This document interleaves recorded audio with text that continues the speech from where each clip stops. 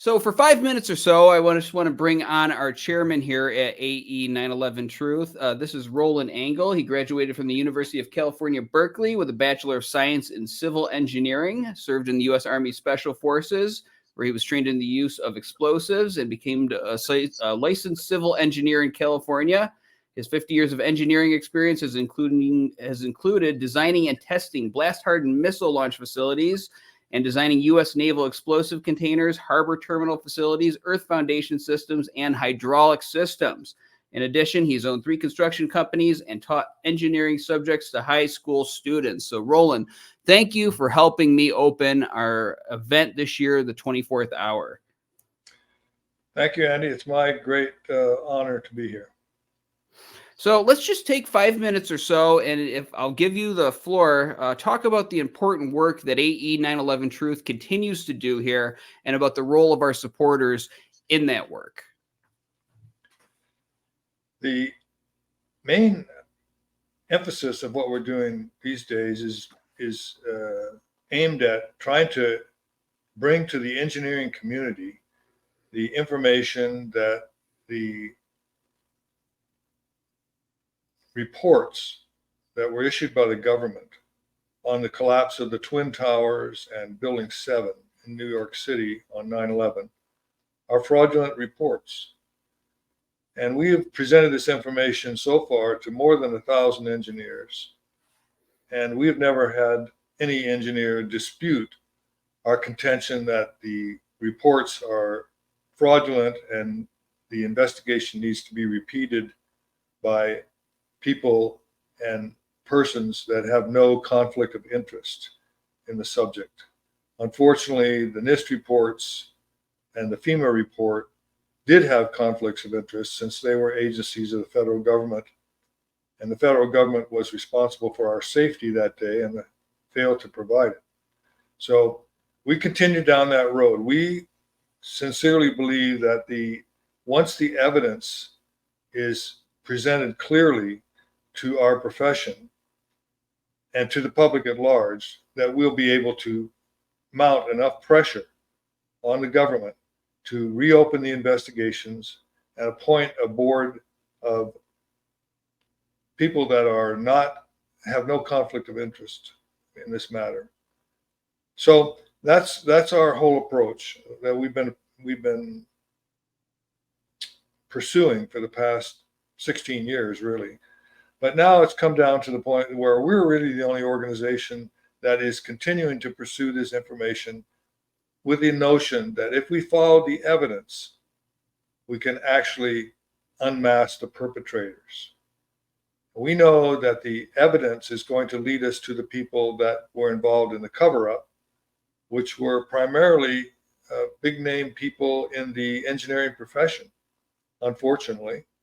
They were dragged or coerced or somehow incentivized into playing a part in this investigation, which was a sham and a cover-up.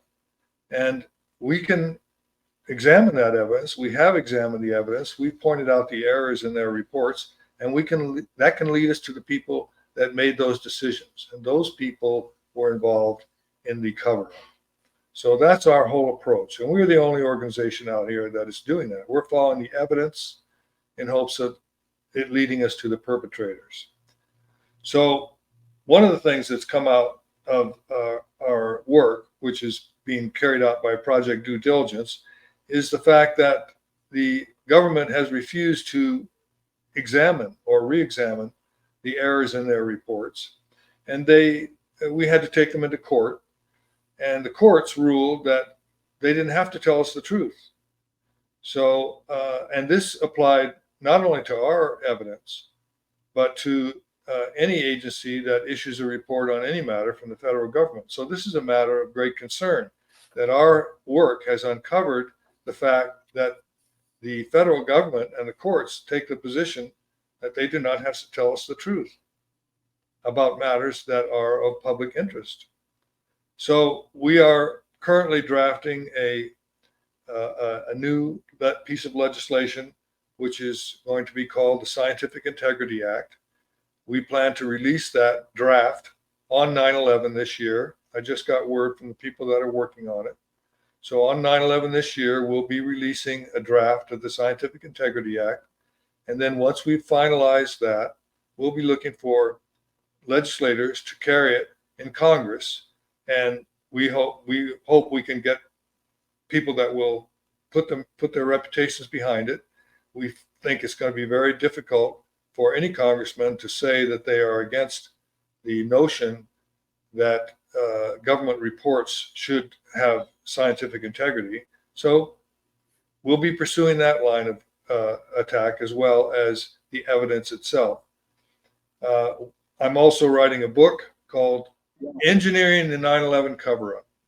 And it's the truth about how the evidence regarding the collapse of those three buildings at the World Trade Center has been kept hidden from the world, and goes into the details of the reports and who conducted the investigations and their role, so that we might be able to determine who was involved in the cover-up.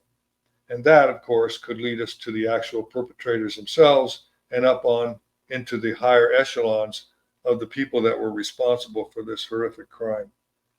So that's what we're all about these days. And I want to end by saying that our effort is, none of this ever would have been possible without the support of thousands and thousands of people who have contributed their money, their time, and their effort. Some of them were researchers. They've brought to us many of the pieces of evidence that we now are in possession of. And without our supporters, we can't continue. So we're hoping that this year on the anniversary, we hope that we will inspire many more people to help us financially. If you go to our website, AE911Truth.org, you'll find out how you can contribute there. Any amount is welcome. Small donations on a monthly basis are best, because that way we can plan our activities and budget our resources accordingly. So please consider supporting AE911Truth. It still matters. 9/11 opened the whole 21st century in a manner that has been detrimental to the American way of life. It's led to wars. It was a horrendous crime. It's never been solved. And as long as that crime goes unsolved, we will be suffering the same kind of problems that we're experiencing today as a society. Criminals that go unpunished are only encouraged to create bigger and better crimes. So please help us out. We can't go on without your support. And we very much appreciate the support we've had in the past. And we will remain true to our mission to follow the evidence and find the perpetrators of this attack and see that they are punished and brought to justice. Amen to that, Roland. And, 9/11 has pretty much taken up my entire adult life in terms of just its impact on the world and how our entire future destiny was mutilated by this one event that we know we've been lied to about. And folks, the efforts of AE911Truth would not exist if you hadn't wanted it. If we had not had people from all over the world, not just the United States, but people from all sorts of different backgrounds, beliefs, political ideologies, who believed in one thing in common, and that was truth. Truth should prevail over lies. And when you have the evidence so clear right in your face, World Trade Center 7, just watch it fall. Right? You don't even have to listen to Roland's presentation to intuitively know there's something wrong with the explanation you were given for why that building came down. But then you should listen to Roland's presentation to get all the details, get all the tools and weapons you need to go out and bring that information to the people who need to hear it the most. And we focus on the engineers. We also focus on the public at large. Anybody who was willing to take up the call and answer history's mission for them to basically right the course of the horrible direction that this country went on. I believe we're going to do that. I don't do things to lose. So I believe that we are going to have justice in the end, and we are making an impact. When the Scientific Integrity Act Roland was talking about, I mean, this is so bare bones common sense. Scientific integrity. Government reports should be scientifically accurate. Citizens should have the ability to challenge those reports in court. And what politician is going to stand against that? They're going to be between a rock and a hard place. And following this event tonight, much of our efforts are going to be focused on getting this legislation passed, because once this is passed, we open the door, of course, to a new 9/11 investigation.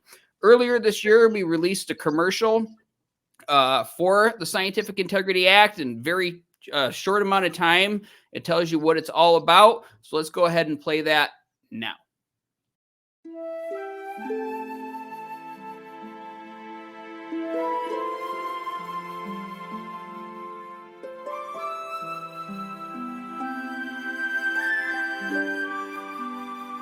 A statutory mandate by Congress on an agency, in the court's mind, doesn't really mean that the agency has to do a good faith or even honest job of completing the task that Congress mandates and issuing a report that a fraudulent report satisfies a mandate from Congress. And I find that shocking.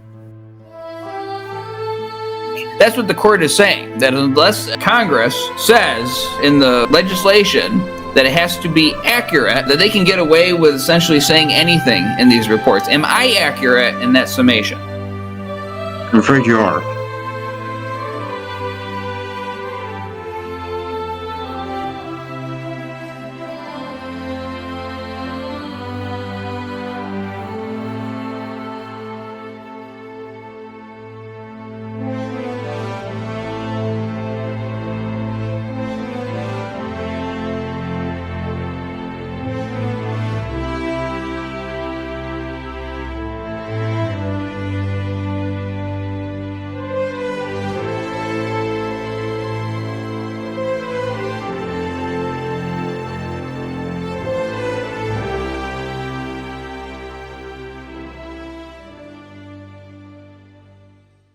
So there you go, folks. That's what it's all about. You want to have integrity and accountability from your government, please consider going to AE911Truth.org and donate. You can also help us out by spreading the word about our efforts. Mainstream media don't help us. I've accepted that fact, so we rely on you to get the word out and help us in whatever way you can. So this is going to be the focus of this first panel tonight, talking about scientific integrity, the engineering profession, what we exist for. We're going to be joined by our usual cast of characters here. Got a lot to say on this subject. First one is Kamal Obeid. He's a board member and the general manager for AE911Truth. Holds a master's degree in civil engineering from the University of California, Berkeley. Been a practicing civil and structural engineer in the San Francisco Bay Area since 1980 and licensed structural engineer since 1985. Specializes in structural steel building analysis, as well as investigating structural failures of steel frame buildings. At one point, he served as a volunteer for FEMA, investigating earthquake failures, and a longtime member of the Structural Engineers Association of Northern California. He's going to be joined by John Schuler. John is a civil engineer with a Bachelor of Science in Civil Engineering from Lehigh University, Master of Science in Civil Engineering from the University of Alaska Fairbanks. He is a volunteer with Project Due Diligence, doing a lot of work in that field, and we are happy to have him on board here to talk about this important issue today. Guys, I'm going to just open it up. Very basic question, very human question. Did you ever imagine that 24 years later, we would be at a point where our government would tell us that they don't have to produce accurate scientific reports, and essentially that it's not accountable to the people? I mean, I almost fell out of my chair when I got that report from Mick Harrison when they told us that ruling. I would like to hear from each of you, and I guess we'll begin with Roland.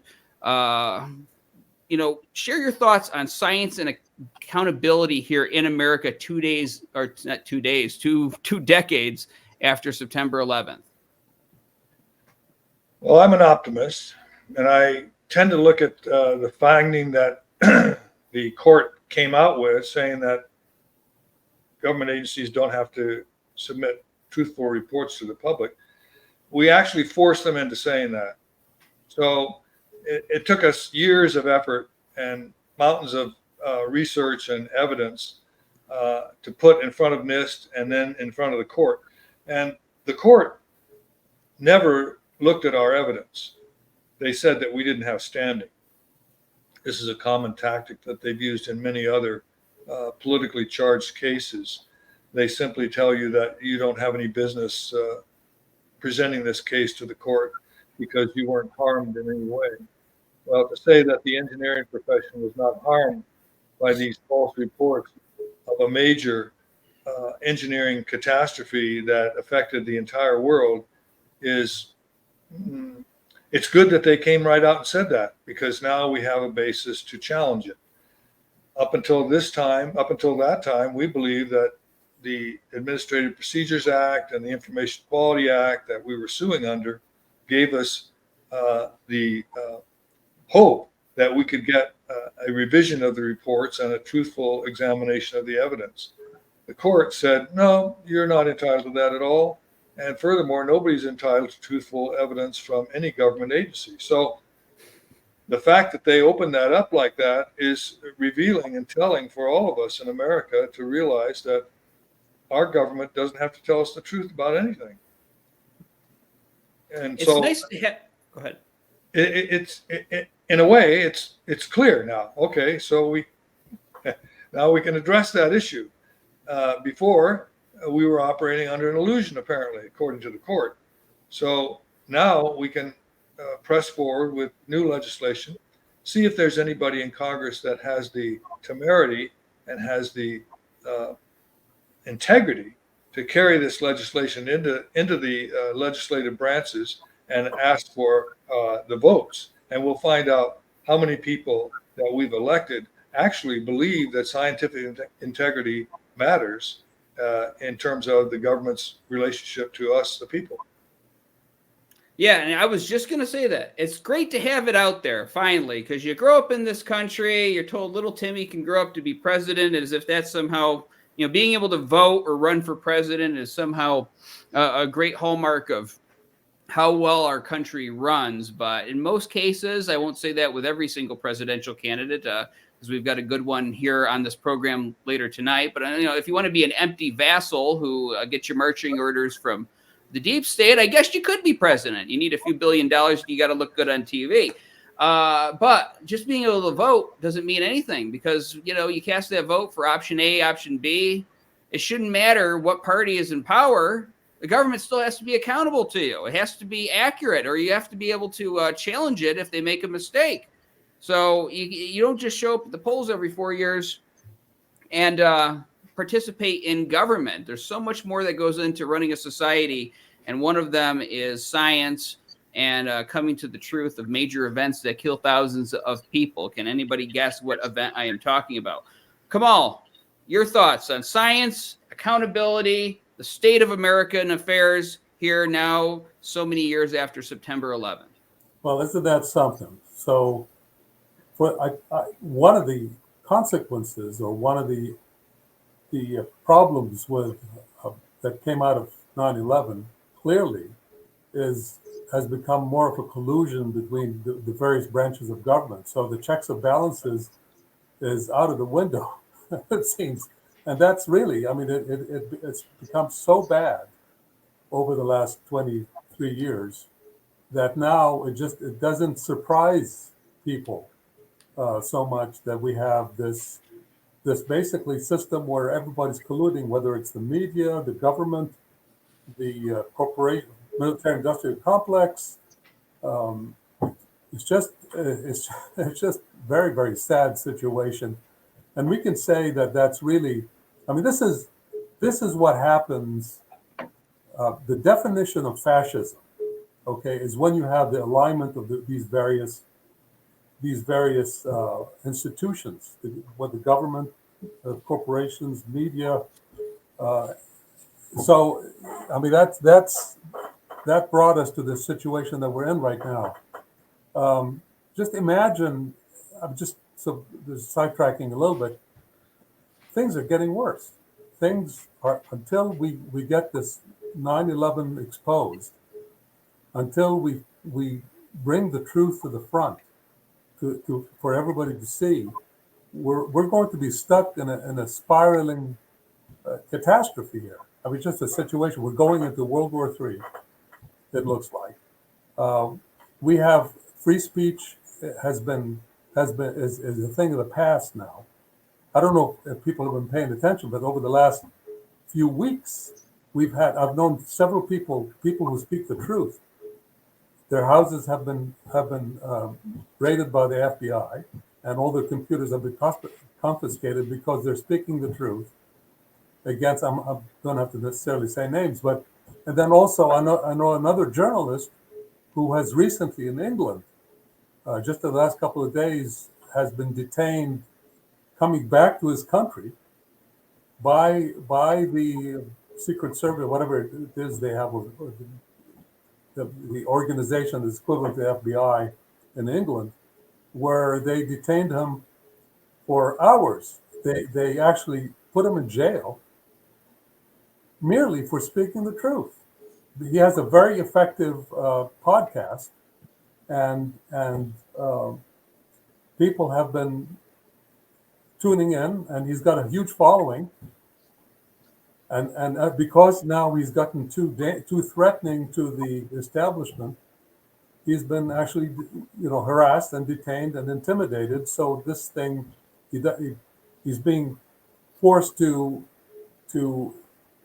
basically tone down a little bit in order to be able to continue his podcast. So that's the situation that we're in right now, and this is why it's so important to basically arrive at another investigation of 9/11 to expose the truth. That's right. We're fighting for the heart and soul of the country. And I think it goes even beyond just the stuff that you see at the political level and on the television. I think it goes on in what happens in people's minds. I remember when I was in the Peace Corps in Uzbekistan, it absolutely was a dictatorship. When the Endojan massacre happened, the soldiers, they'd be very friendly while carrying that hardware there, that big gun hanging around their neck. Be like, hey, Amerikansky, hello. No, you can't go here. No. And then people would joke about it. They would say, oh, give them a few dollars and all this stuff. And it's when you start making a joke of the tyranny, of the oppression happening around you, when you start just surrendering to it and finding it funny, that's when they win. So, we joke around here and here on some of these panels and such tonight and be behind the scenes here. But it's what's going on in the greater country is the point that we've been warning about for years. So many people on the internet. It's just happened so slowly around everybody that they're just beginning to wake up to it. John, your thought, big picture, science, accountability here so many years after September 11th. Yeah, sure, Andy. I wish I could say that this decision we're talking about did surprise me. Unfortunately, it doesn't. I believe that was a DC court or something, Court of Appeals that eventually ruled against us, and the Supreme Court then refused to hear it. We tried to take it to the U.S. Supreme Court, and they didn't want to hear it. So, Roland and Kamal summed it up very well, but this is where we stand right now. I guess it's a better thing that it's out in the open. We'll try to get that fact publicized. So, that the government has stated you have no right to the truth in any investigation they do. So this is stunning. It's one more nail in our coffin, I guess we could say. And here we are. I mean, it should be really, just embarrassing and horrid to us. America, land of the free, home of the brave, and yet people still say that. And here we are. Pawns and subjects, if ever there were any, treated worse than the King of England treated the colonists by far. And here we sit, and we have this horrific act that was the criminal act that was done on 9/11, 2001. It is easily provable. We concentrate on the engineering evidence, and that alone makes it easily provable, perhaps more than any other evidence, how bogus this official story is. And as was said, complete collusion between the government the media, the top of our engineering profession, the top of other institutions. And that it's everybody remembers that day. If you saw it, the 21st century was welcomed in with a shocking event. And I can certainly understand how people have a hard time wrapping their heads around it. That, wow, could that have actually been planned in advance? Well, when you look at the evidence, you just open your mind a smidge. Of course it was. It had to be. There's no other way this could happen. And I can understand people who don't want to think about it at all or never realize they should. It's the whole narrative that's going forever now for since the day. It's literally since that day, that morning, we've been told it was this group of terrorists and how the buildings fell down and why. And of course, World Trade Center 7, we've seen the destruction of the Twin Towers played over and over and over again since 9/11. I'm not aware we've ever seen World Trade Center 7 come down anywhere in the news media since that day, on day one, because showing anybody that would obviously raise too many questions. So anyway, we're here at this group, AE911Truth, Architects and Engineers for 9/11 Truth. We have the evidence. As if it was even needed. But yes, we did do a super thorough study on World Trade Center 7. We've studied the Twin Towers. Our volunteers have done so much work. Like Roland is working on his book. And people looking at the theories that came out, why the Twin Towers fell. We've tried to challenge them. The engineering profession will not, ASCE will not allow rebuttal papers to the original theory, which is completely unheard of in the history of professional journals. But that's where we stand. So we're trying to get the word out. Like was said with our Project Due Diligence program, we keep giving these presentations. People are waking up, and we can see that when we give these presentations. A lot of young people are very interested in these, picking up on this. And people, when you show them this video evidence, they're usually just shocked by it. Most Americans haven't even seen World Trade Center 7 come down. So anyway, we're getting the word out. We think we're making a difference. As Roland said, certainly we forced the government to admit we don't have a right to the truth in investigations. That's a big step. And we're taking the step to now go to the legislative branch and hopefully get a law change there. So that's my view on it, Andy. Oh, we're absolutely making a difference. Like nothing happens in a day, folks, and nothing throughout history. Sometimes there's been decades and decades of work before you get to that final moment that gets into the history books. So I know, just like seeds spread all over a field. I mean, you may go down the field and you don't see the first seeds begin to sprout, but you have faith in yourself that you're reaching those people out there. And the fact that they censor us so badly and do all of the slimy things that they do to try to prevent PDD volunteers from having their presentations, it shows that we are successful. It's a sign we're doing something right out there. And I can hear supporters now. I know a lot of people have been very frustrated over the years. A certain attitude starts to set in. Totally get it. Totally get it. But the attitude is, why, the ASCE, they're never going to do anything. And, to get to the top of any kind of major institution, you pretty much have to play ball. Congress, they're not going to do anything. I mean, all the jokes about politicians out there, why go knock on their doors again? What's the point? I want to hear from you guys. Why do we keep knocking on the doors even when they try to slam them in our faces? Why is it important to keep on coming to these places, these institutions, and this Congress and these official bodies to try to make them do what they should have done years ago?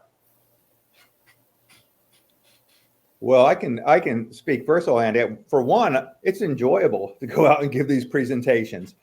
I always get great questions from the audience. There's always a good dialogue. I learn something. People ask very good questions.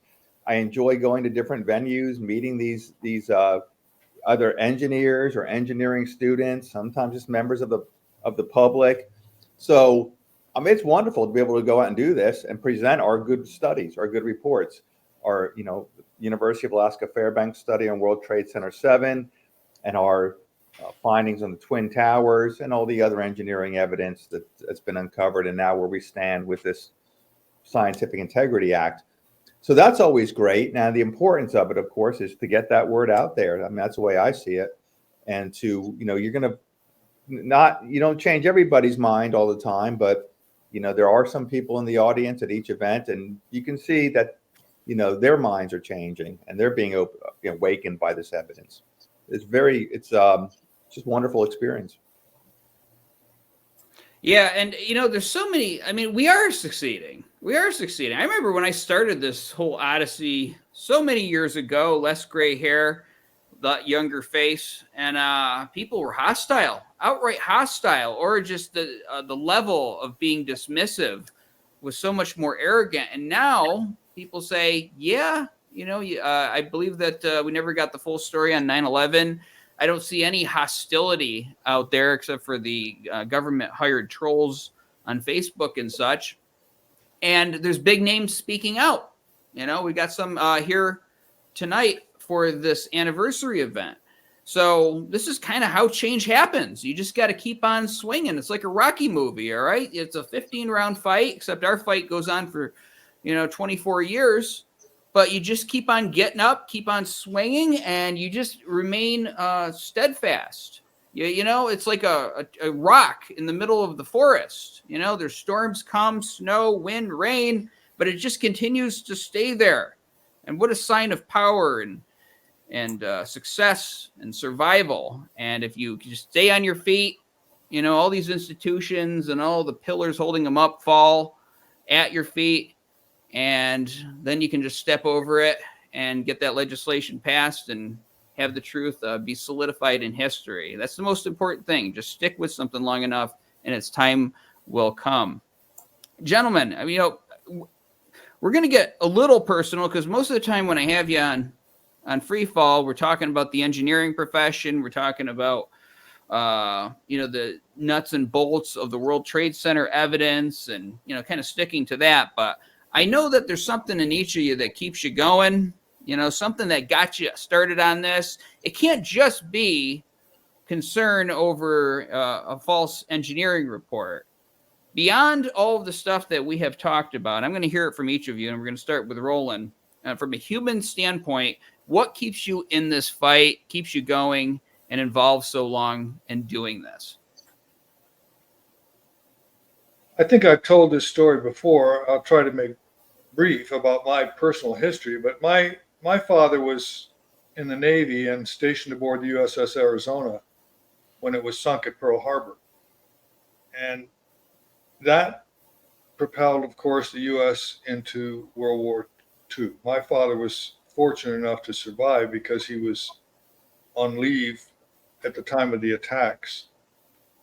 But for me, I grew up in a household where my father was away fighting in the war, and I was a child worrying about whether my dad was going to come home.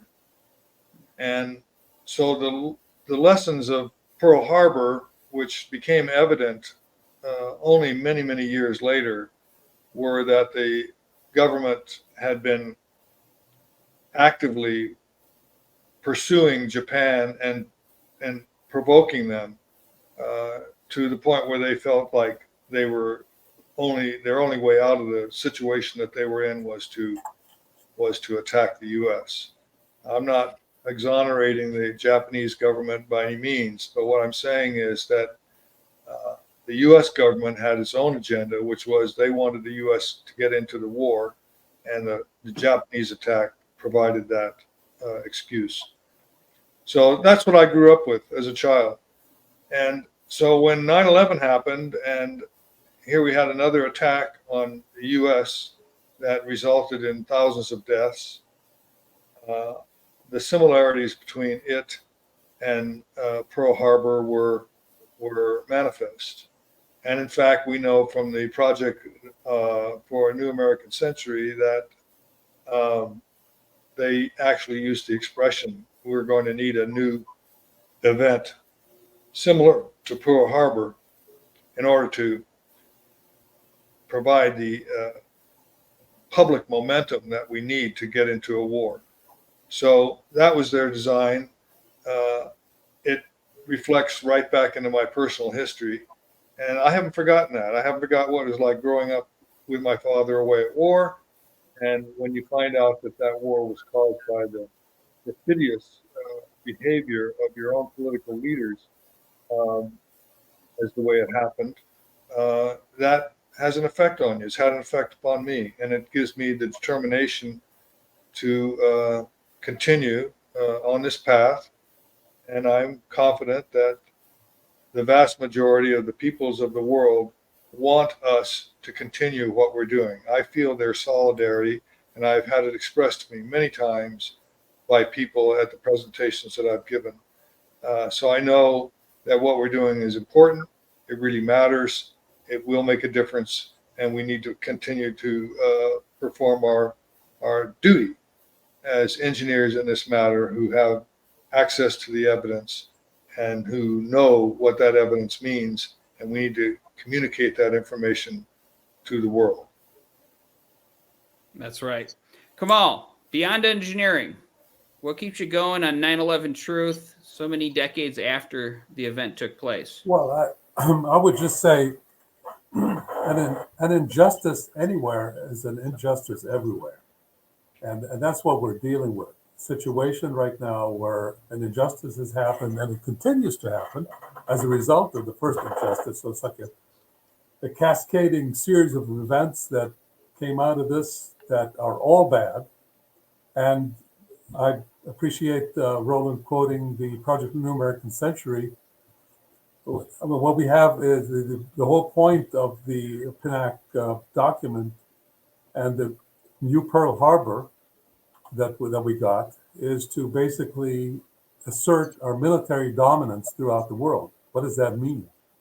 Military dominance means additional wars, destruction of the planet. It means potentially catastrophic situation for all of us. How can we just sit on our hands and basically do nothing about this when we see this world deteriorating into this abyss?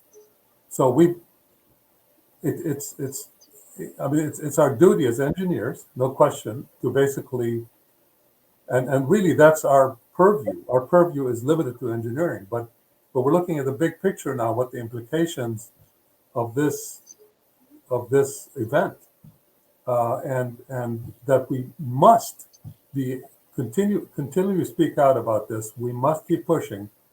We must basically tell the story the way essentially talk about the correct engineering relative to this event, and keep doing it until we make a change. There is, sitting on our hands is not an option, and it would be embarrassing if you're asked in the future by younger people saying, "What have you done?" We're looking right now at a situation where the world is deteriorating. What have you done to basically expose this? That's what we're doing. That's what we're doing, and we're going to do more. John, what keeps you going beyond the engineering stuff? Well, I think I just feel drawn to this because for me, this work is simultaneously, to me, both the most interesting and the most important type of work I can do. How do you want to spend your spare time? Watching TV or watching sports? To me, this is so much more interesting, so much more worthwhile. I like working with the people, with you all on the call, with other engineers in our organization. You see the kind of contributions they've made. I mean, this is, to me, this is what I want to do with my spare time. So I certainly feel like it's something bigger and something important. And I guess it just suits me.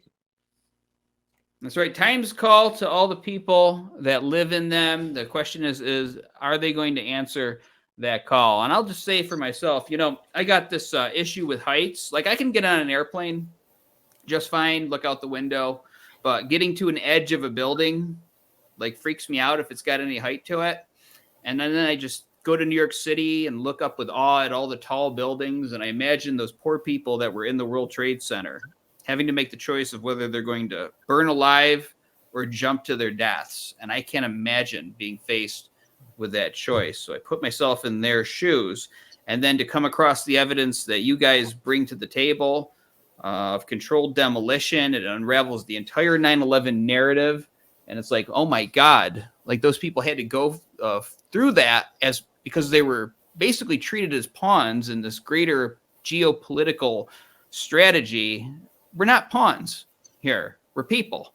We're made up of, what is it, like 330 million people in this country, and then like 8 billion across the world. I mean, every single one of those, even if to you out there in the audience, even if that person across the street is no different than a painted cow on the wall of a movie set, because, you don't know them, they're just kind of background scenery to you. But to somebody out there, they're something special. That's somebody's kid, somebody's brother, sister, whatever it is. It's like 8 billion individual experiences happening. And to have some of those experiences end in such a horrible way is just not right. And that is an understatement. So how can I not do this, and join all of so many other people who have answered this call and doing so many great things out there. It's the right and it's the moral thing to do for every one of us, to whatever ability you can. Some of us have different abilities. Some of us are more artistic than engineering oriented, or just have a way of providing an analysis of the situation that sinks in people's minds even more. But if you have that talent, contribute it, because this is the most important issue, not just of our century, but in our entire United States history. I really believe that. And if we can overcome this big lie, get it acknowledged, it'll be remembered as a horrible, dark thing that happened in the United States, but it'll also be remembered as one of America's greatest triumphs, because a new world will sprout from it. Gentlemen, thank you so much for helping me essentially open the 24th hour tonight, this event. We've got a great program ahead, but I want to leave everybody with a thought in their mind about what these guys here you see on the screen are doing. Of course, Roland is the guy who started Project Due Diligence. These are the engineers from AE911Truth going around the country, giving these presentations, sometimes traveling hundreds of miles to do so. They don't get a lot of recognition for it. A couple of years, we made a commercial talking about Project Due Diligence. And I remember the day after September 11th, I don't want to say I get visions like there's some psychic thing going on. It's not psychic. It's just sometimes I get a picture in my head of things. I remember the day after September 11th, I had an image of the towers in a cornfield. And I said, I'm going to do something with that someday. And it was sort of one of the early seeds for this video you're about to see. And it occurred to me many years later when I was working with AE911Truth, but it really drives home what these guys are doing and all of the other stuff that we do, whether it's the films, all of the extra goodies, the comics, whatever. It's really to support their efforts, because that is the most important. So we're going to close out and we're going to roll that video for about 3 minutes now.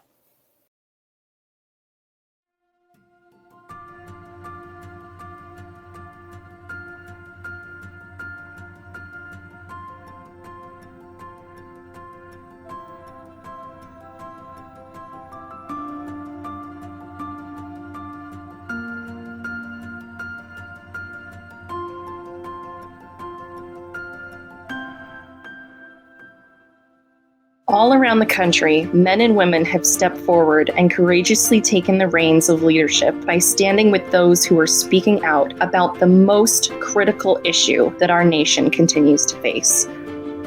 While engineering organizations have retreated into the safety of defending the indefensible or simply turning a blind eye to the overwhelming evidence of controlled demolition at the World Trade Center on 9/11, these individuals have boldly chosen a different path, one that brings them no reward except the satisfaction of knowing that they're doing the right thing.